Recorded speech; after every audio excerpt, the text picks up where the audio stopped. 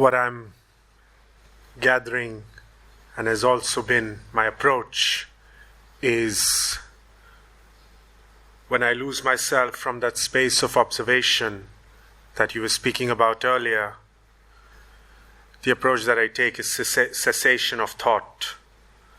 And it just seems that that cessation of thought is an approach. And in that, the relationship with thought and with mind, to choose the thoughts or disidentify with the thoughts, but still have that relationship with the mind to use its power, is what I would like to hear more from you, because it just seems like, okay, anything, just stop and cease thought. It just seems the only approach. How do you engage with the power of your mind as that powerful tool that it is?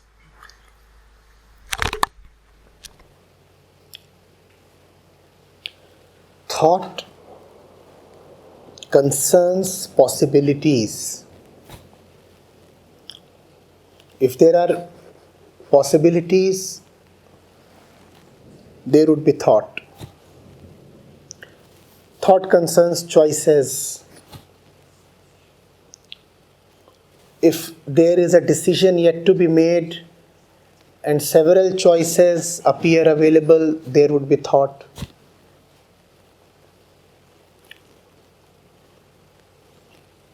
If there are several influences and uncertainty, there would be thought.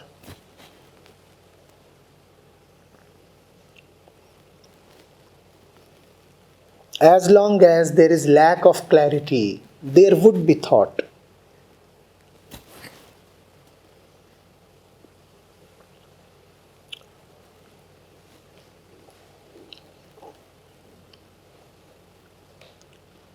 Thought is a good indicator of absence of clarity. Incidentally, thought is also a vehicle to move towards clarity.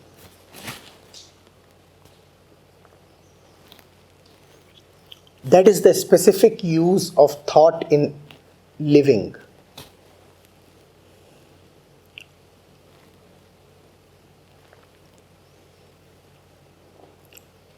Thought can examine, thought can compare.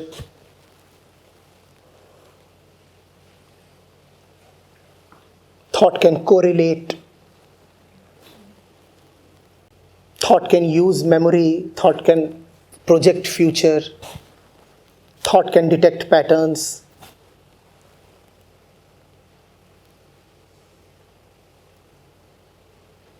And all of these things help one move towards clarity. That's the use of thought. But where there is devotion and devotion to clarity,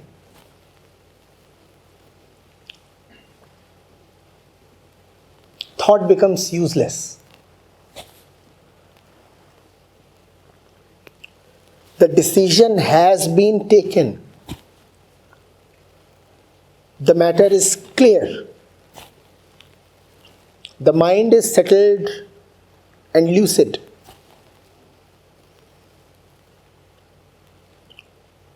What would now one think about?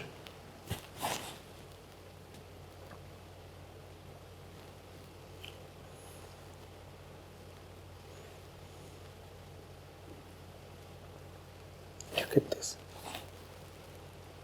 So it's a strange thing that the purpose of thought is to come to thoughtlessness.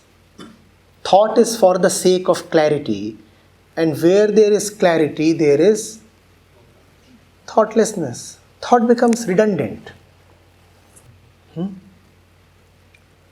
If one is caught in unending thought, then one must question,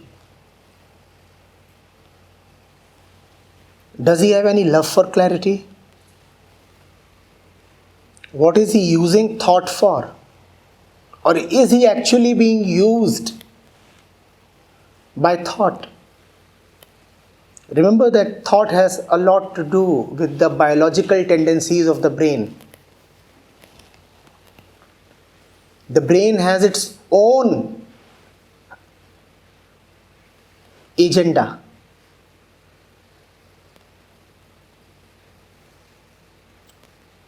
And the brain can run your entire system just to fulfill its own biological agenda.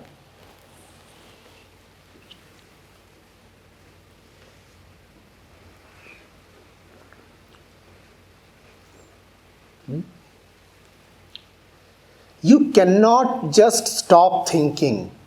Please.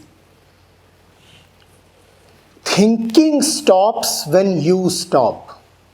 There is a great difference between saying, I stop thinking. If you are still continuing, how will thinking stop?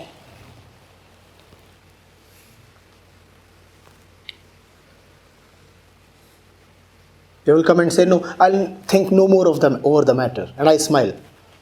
As if it is a choice available to you to think no more over the matter. As if thought comes with your due permission. As if you decide the subject of your thought. As if.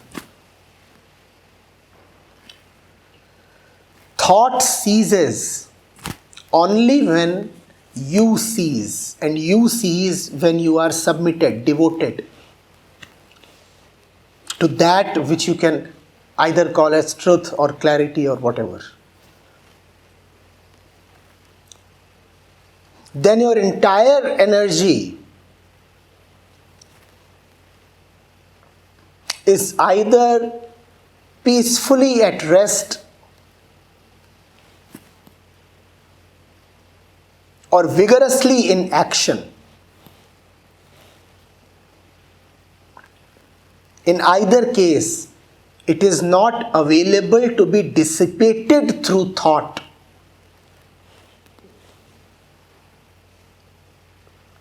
There are two situations in which you will not find a man blabbering nonsense. One, when he is peacefully asleep.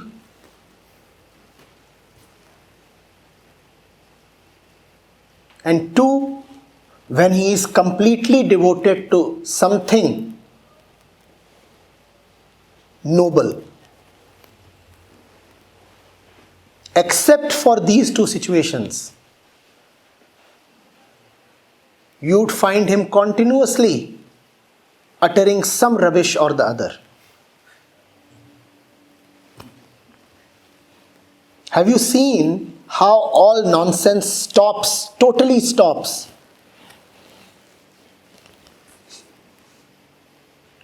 When you are possessed by something higher,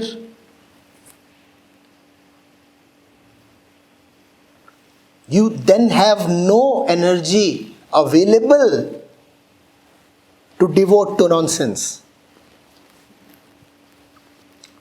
So these are also the only two conditions in which thought would cease.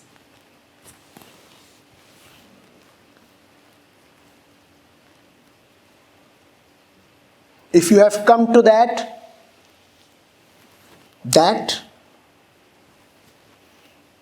stay fully and decidedly with that.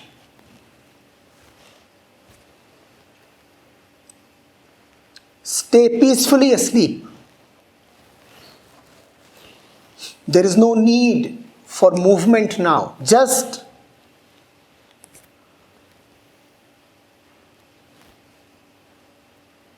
remain lying down asleep. For you have already achieved rest. What else do you want to achieve? Why do you want to change your state now? You have already come to the highest state, and there would be no thought. Or if you have not achieved sleep, and by sleep I mean utter relaxation, or if you have not achieved sleep, then work vigorously to come to that relaxation. And if you are really working vigorously for the sake of relaxation, then you will have no time or energy or quarter left to give to needless thinking.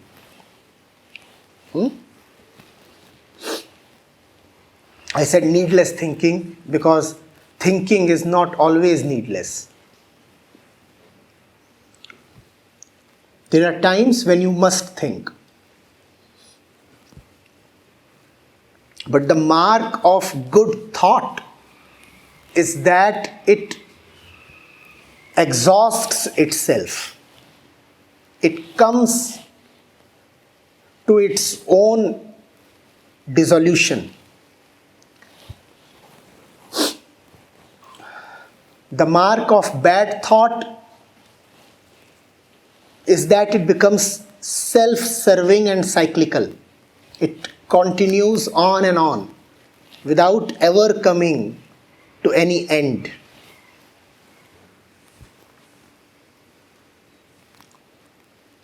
Think, but remember the one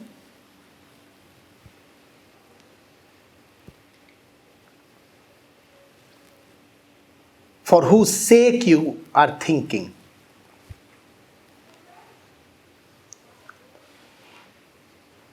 One thinks to come to a solution.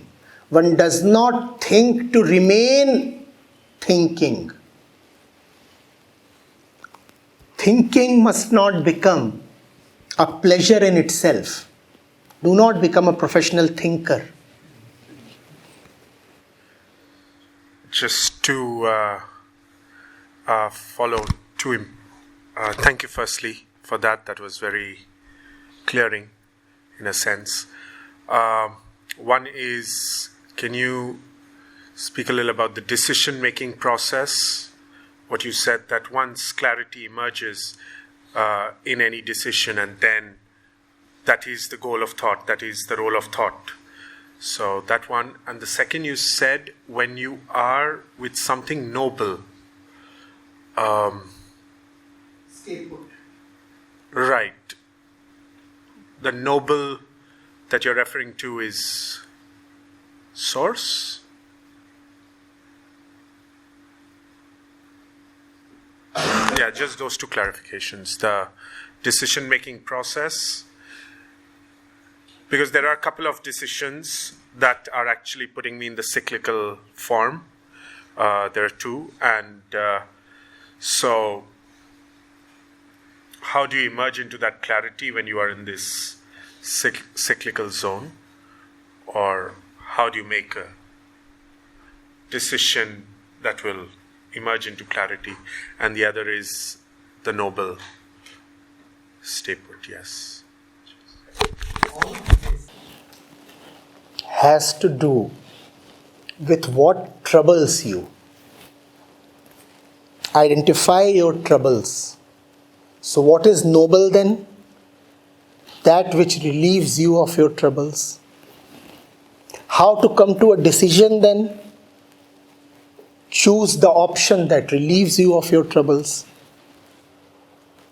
And you cannot even say that you do not know that particular option. If you know your troubles, how do you not know when your troubles are disappearing?